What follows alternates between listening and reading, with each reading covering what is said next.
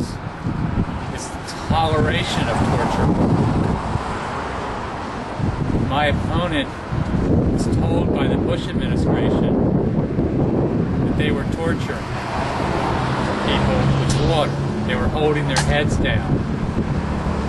They were even, a few people might even have been drowned. And she knew this. She was told about this in her role as a member of the House Intelligence Committee. And she stated, to my knowledge, she stated that she said nothing because she couldn't do anything about it.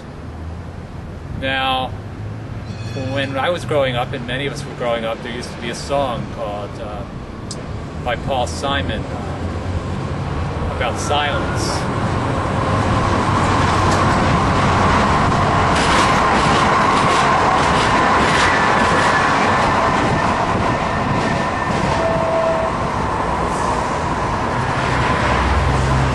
Silence in the face of evil is considered by many evil. Even if you think you can do nothing about it, if you're in a position of power and a representative of this city, you have the responsibility to speak out against this atrocity. This is so basic to our very nature. So my question for you is, silence in the face of the knowledge that torture is being done in your name, and you are signing the checks for that torture? Is that torture itself? Is that wrong? And is voting for somebody who was silent and thus ratifying that silence a legitimate thing to do?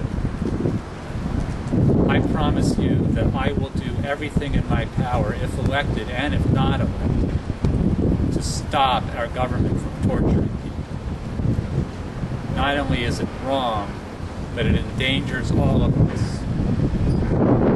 If we don't have a legitimate civilized society, we have no reason to be safe.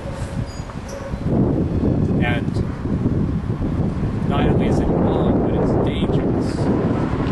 Because once torture is tolerated for anybody, then nobody is safe.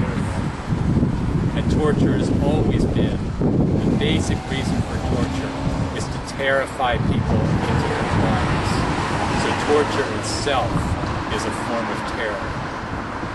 I believe it was Stalin who said, all I have to do is torture one person in 50,000 people, and then release them into the population, tortured but alive.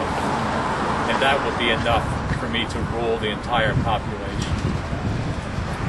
So, beg you, please, do not ratify anyone who has been silent about torture. Please consider that serious. Thank you.